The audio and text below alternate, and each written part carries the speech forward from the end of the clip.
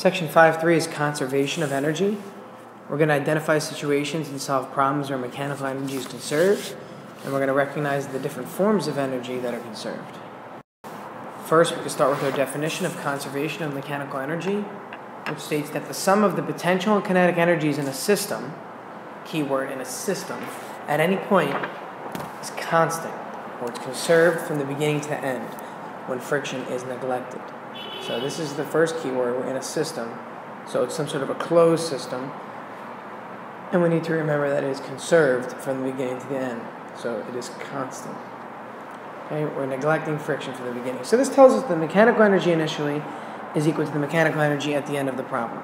So there's like a before and after. Well, in the beginning of the problem, you may have an object at a certain height or with a certain velocity, or there may be a spring involved. So you may have potential energies, either gravitational or spring, and you may have kinetic energy in the beginning. Let's say the object was on a cliff and there was no initial velocity. Well, then there would be no kinetic energy, so you wouldn't have this part for the beginning. But let's say instead of that, though, what if there was an object moving, but it wasn't at any height? Well, then in that case, you would have kinetic energy and you wouldn't have potential energy. So depending on each scenario, it's going to differ. Now remember that this symbol is summation, or sigma, so it's the sum of all the energies before equals the sum of the energies after. Now, if you lose energy along the way, now remember, you can't create or destroy it, but it can only be transferred. So you're not just losing it like to the environment, you're losing it to friction. So if you started a problem and it was moving, you would have kinetic energy. And then at the end of the problem, it's no longer moving because friction caused it to stop. And let's say there was no change in height or spring involved. Well, you can't have KEI equals 0. It can't be nothing at the end just because it stopped. So that's where this Q loss comes into play.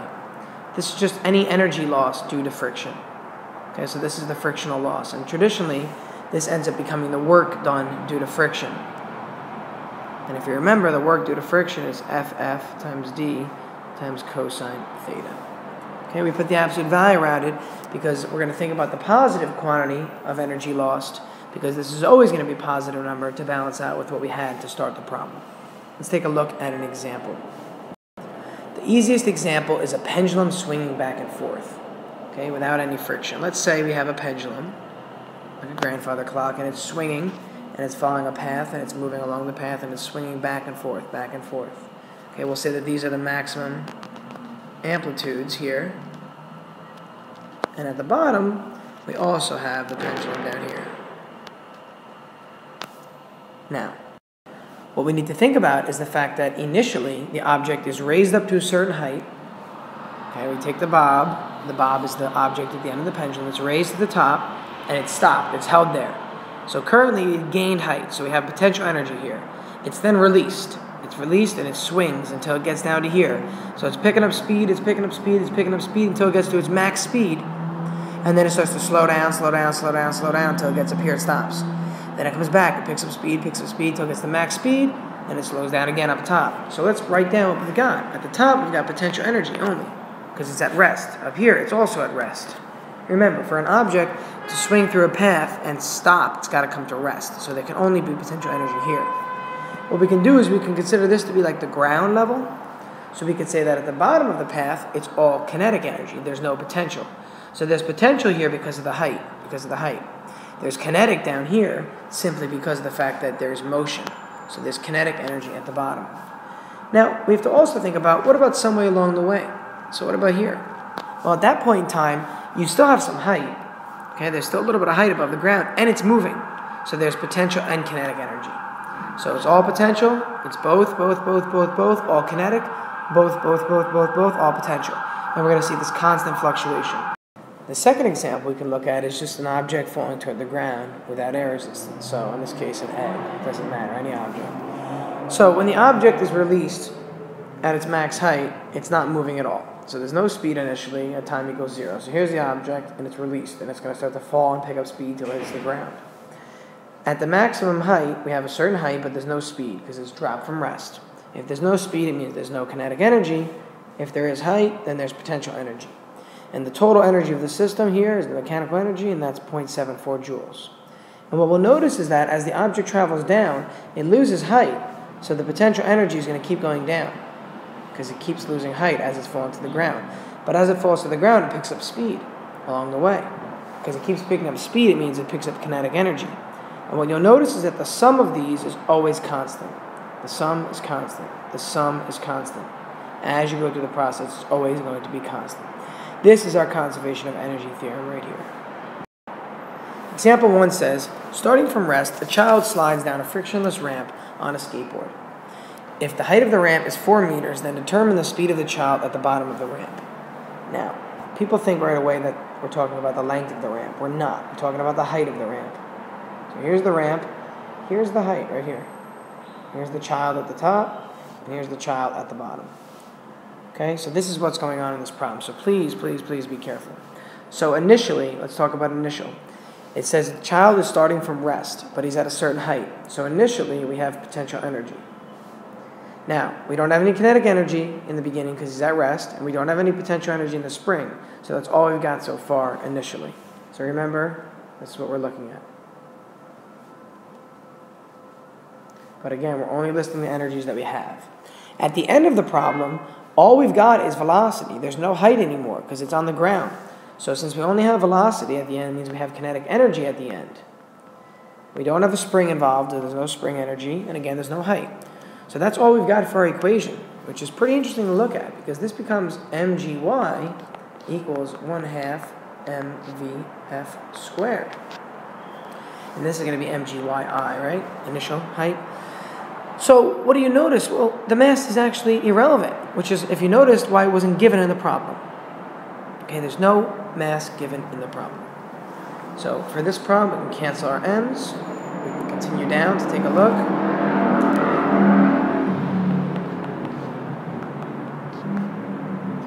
And we're trying to find the velocity at the end of the ramp, or at the bottom of the ramp.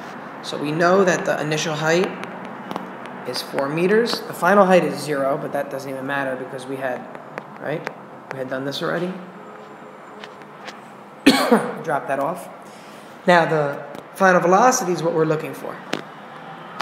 Okay, the initial velocity is most definitely 0, and that came about because we did this earlier, if you remember. Okay, but we don't have to show that, even though the kinetic energy is indeed 0. So at this point in time, we can go ahead and solve for Vf generically. So let's go ahead and do that. If I multiply by 2, I get 2gyi, but I want Vf, that's Vf squared, so I need to take the square root. So my solution is going to be square root of 2gyi. And if you notice, this is the exact same solution you would get by using kinematic formulas. Square root of 2gyi. Plugging in our numbers here, we're going to have 2 times 9.81 times 4.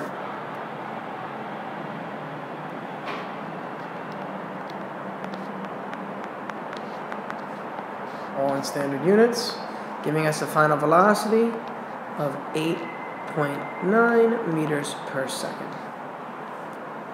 So again, if we had solved this formula using Vf squared equals Vi squared plus 2ay,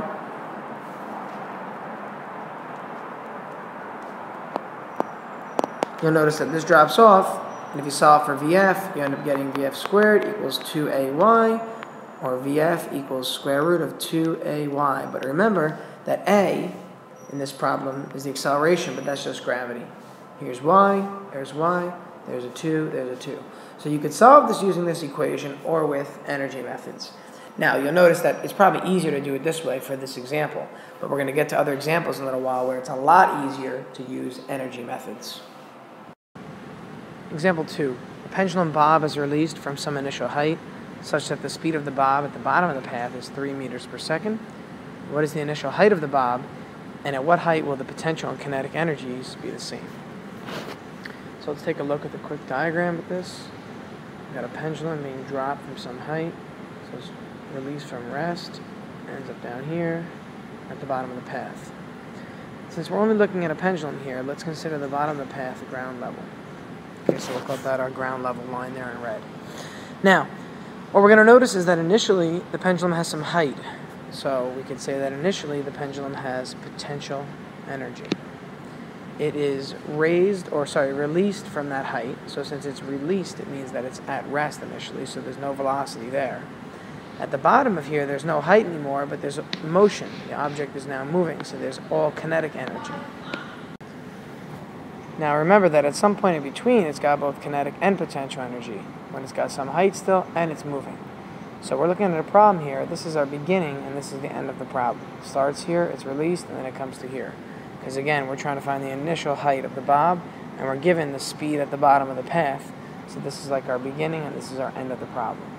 For part B, we're going to have to try and figure out what height is it going to be. So where is this bob going to be at some point so that the energies are equivalent to one another. So let's continue by listing our givens in this problem. We have the velocity at the bottom of the path. So it'd be like our VF, and we consider that's 3 meters per second. The velocity when it's released is 0 meters per second at the beginning. The height at the beginning is what we're trying to find. And the height at the end is just simply 0, because again, it comes to ground level. So we can consider that a 0 reference point. So for a problem like this, we have to use our conservation of energy, which tells us mechanical energy initially is equal to mechanical energy at the end. We know that in the beginning, we've already noticed that there's only potential energy. So we only have potential energy initially. If you wanted to write it out, you can write the whole thing out, but then this again goes to 0. So there's no need to write all that out. So for the sake of saving time, we'll just write out what we do have. So for this problem, we do have potential energy initially, and at the end, we do have kinetic energy, and we'll call that final. Let's plug in the equations that we know. Our equation for potential energy is mgy. I'll put yi to represent the initial height, and that equals kinetic energy final, so 1/2 mv squared, and we'll put vf squared to indicate that's the final velocity. So again, this is the initial part of the problem right here, and this is the final part of the problem. So we're looking at just a piece of this motion that would continue onward. Our goal is to find out what the actual height is initially of the bob. We can realize that the m's are on both sides, so we can take an m off. Again, because they're multipliers, we can take them off. And then we want to solve for yi, so let's just divide by g. So yi turns out to be 1/2 of vf squared all over g. Okay, and this again can be written as vf squared over 2g. Okay, so please notice that this 1/2 is the same thing as dividing by 2. So you could take this 2 and drop it down in the denominator and leave this 1 up in the numerator, and this is what you get as a result. If we plug in, our vf was 3, so we do 3 squared over the quantity 2 times 9.81, so it becomes 9 over 19.62, which gives us a final answer for yi of almost looks like a 1/2 meter, 0.46 meters. So the actual height of the bob initially would be 0.46 meters. Now part B asks, at what height would the potential and kinetic energy be the same? So for the energies to be the same, we have to remember that the amount of energy each would have to be 1/2 of when it's at a maximum. So at max, PE is mgy max, right? So we know that here, the most potential energy that this problem could have is right at the top here. That's the most value we could have. And we want to know that it would be 1/2 of that. So in order for it to be 1/2 of that, we'd have to take 1/2 of the number. But in essence, what we're doing is we're just cutting the height in half. So if this full height is 0.46 meters, we could see that, well, this is our potential energy formula. If we just put 1/2 in front of this, we're going to get 1/2 the potential energy because we're looking at 1/2 the height. The mass isn't going to change. That's a constant of the object. Gravitational constant doesn't change. So the only way you can get 1/2 the potential energy is if you're at 1/2 of the height. So if you cut this quantity in half, you'll have 1/2 the potential energy that you started with. So instead of the normal amount, say we don't have energy here again or the amount because we don't have a mass. But say we had 10 joules of energy at the top. Well, if you cut the height in half, then here at this point where the height is about halfway down, it would have 5 joules of energy. So for part B, it's more conceptual than anything. We have to realize that in the end, all we're looking for is the height at which it is 1/2 of the max height. Well, here's the max height of 0.46. So the height for part B would be just 0.23 meters. 1/2 of the maximum height in the problem. Example 3. A diver leaves the diving platform at an angle of 23 degrees with a velocity of 4 meters per second. If the platform is 8 meters above the water, what is his speed the instant before hitting the water? So think about like an object being launched off a cliff. That's pretty much the same analogy here again. Okay, we've got water down here. There's some sort of a diving platform. Not that this even matters with the problem, okay, but the person is going to leave the diving platform and then come down into the water. The angle at which they leave is 23 degrees in this problem. So this angle here would be 23 degrees. And the initial velocity of the person leaving the diving platform is 4 meters per second. The height of the platform above the water level is 8 meters. Now, let's consider the water level to be ground level to make this problem easy on us. So we'll call this ground level. So at the end, when the person is about to hit the water, we could say that the height is 0 meters. And again, we are trying to find the speed the instant before hitting the water. So for a problem like this, we have to identify our energies again. In the beginning of the problem, the diver is on a platform, so the person clearly has potential energy because there's some height there, 8 meters, so there's potential energy. But the object or the person is also diving with an initial velocity of 4 meters per second. So not only do they have potential energy, but there's also kinetic energy in the beginning of the problem. At the end of the problem, the diver is still moving, has some velocity, so there's still kinetic energy, but now we're at ground level, or what we call ground level. Remember, we call this ground level. Make our lowest height in the problem ground level to make sense. So for a problem like this, we could say, all right, well, now we've realized that we have some energies in the beginning and some energy at the end. So remember, our equation states that mechanical energy is conserved.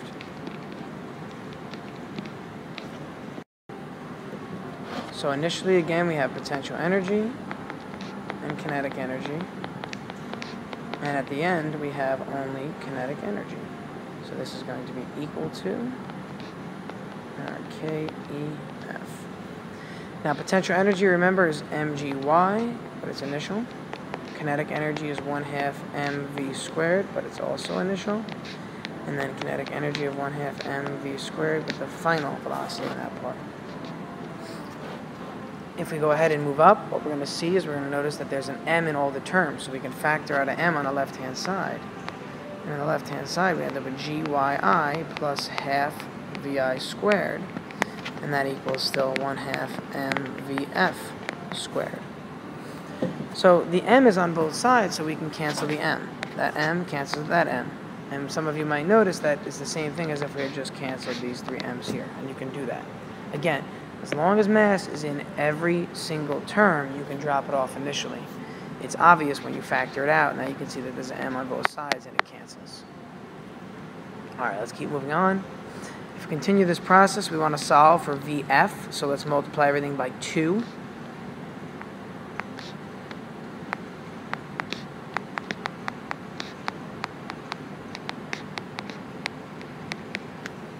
If we distribute that 2, we're going to get 2gyi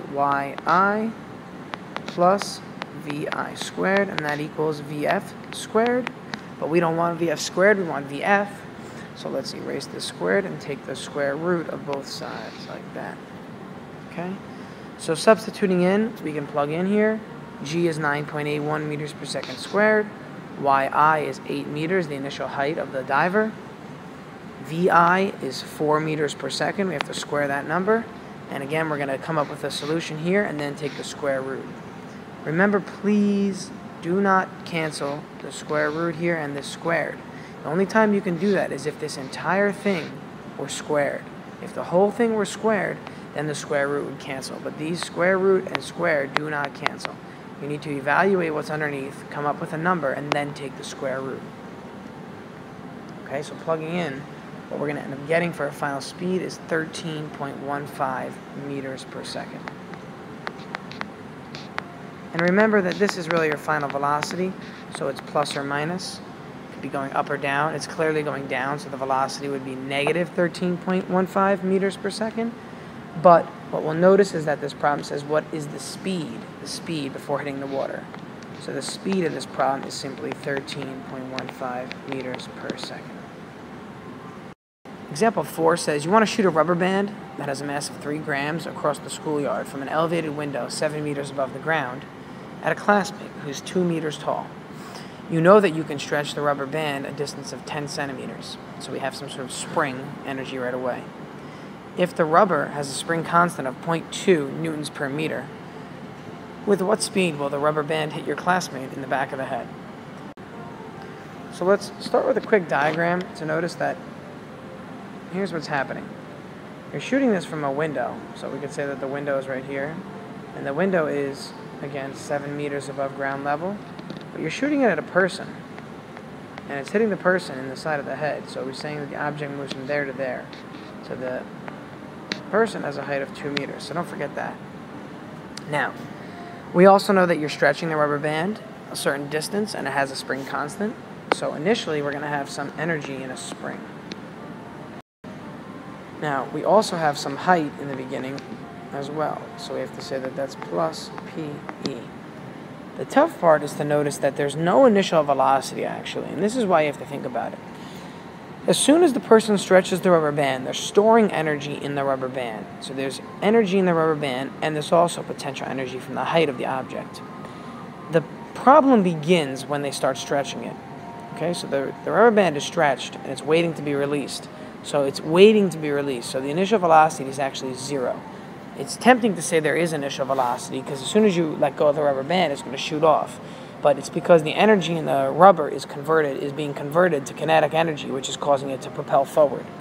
So before you even shoot it, you have energy in the spring, or the rubber band being stretched, and potential energy of height, but you don't have any other energy. At the end of the problem, the object is still at a height of 2 meters. So because it's at a height of 2 meters, we still have potential energy at the end. We also have kinetic energy at the end because there's some motion. The object's going to hit the person in the side of the head with some velocity.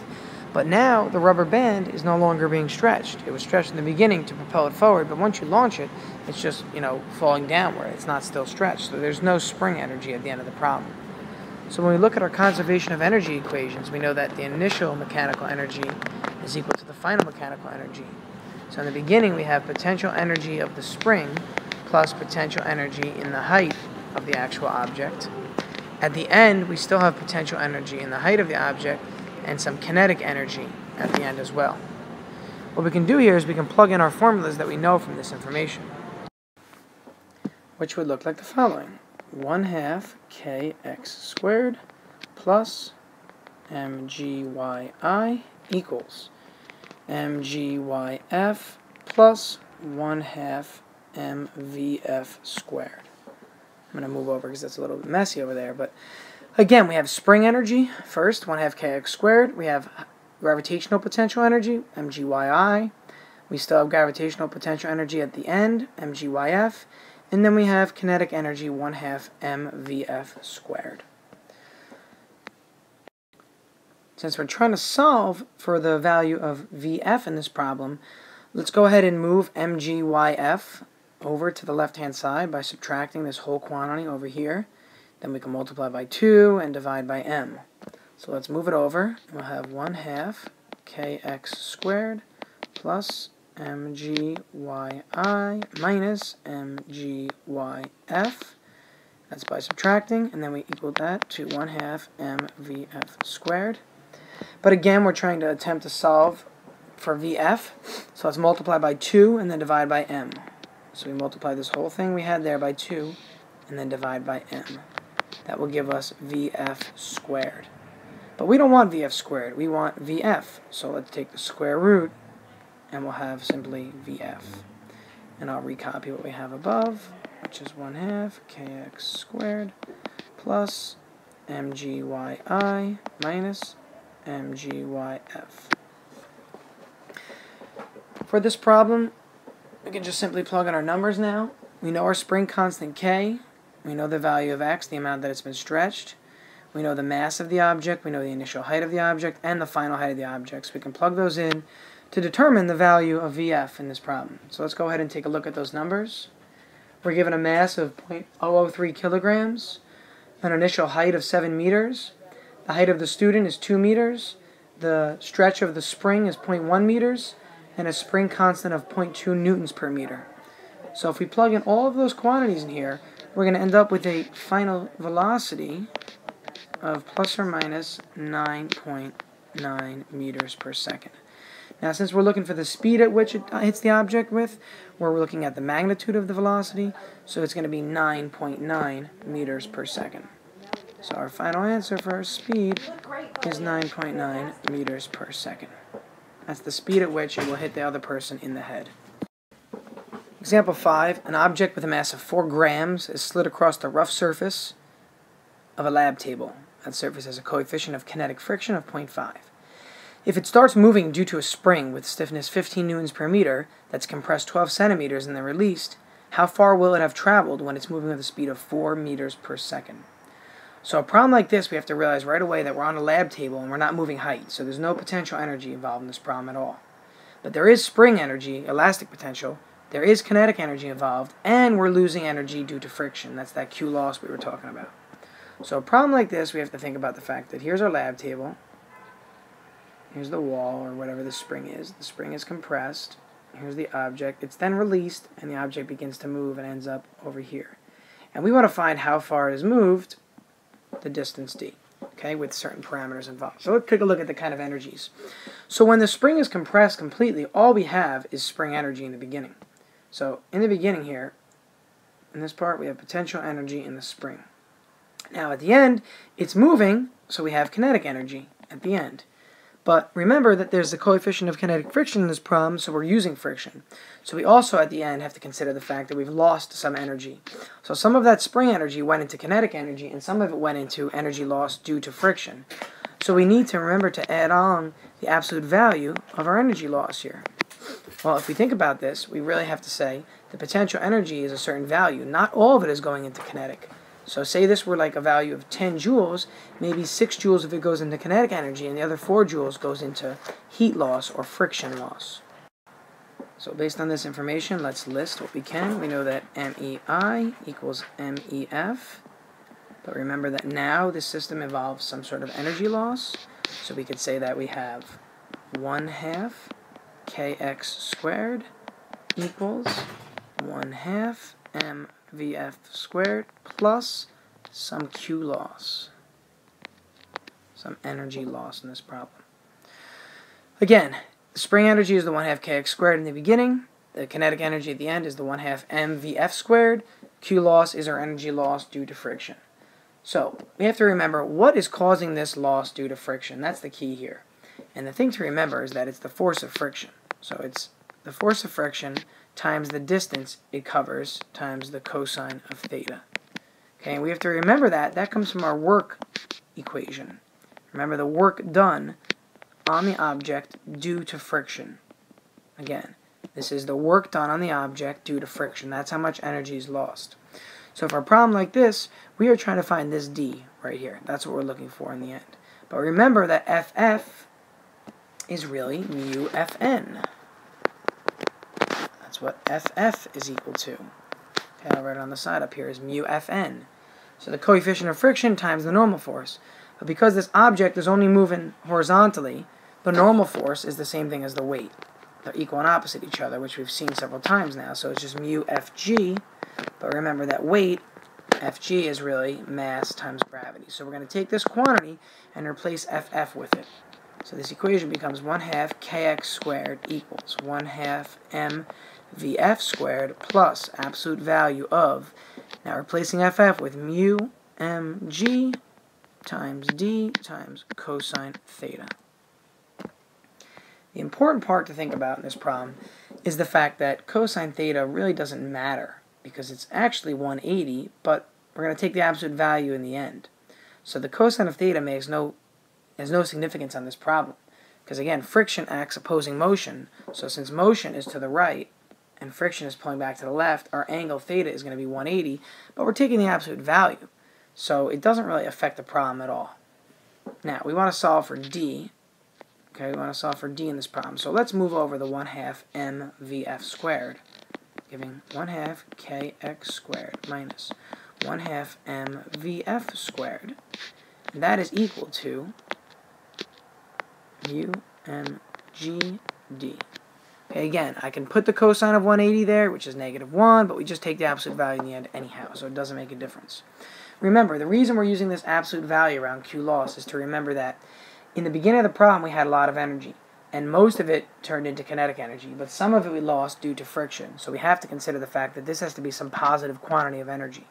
Okay, it's got to be some positive amount. So we put the absolute value around it to indicate that point. So now we're trying to find our value of d in the second side of this equation. So let's factor out a d to start this. If we factor out the d, we're going to end up with 1/2 kx squared minus 1/2 mvf squared, and that equals d times the quantity mu mg. Okay, and that's an absolute value there. So let's go ahead and divide by mu mg.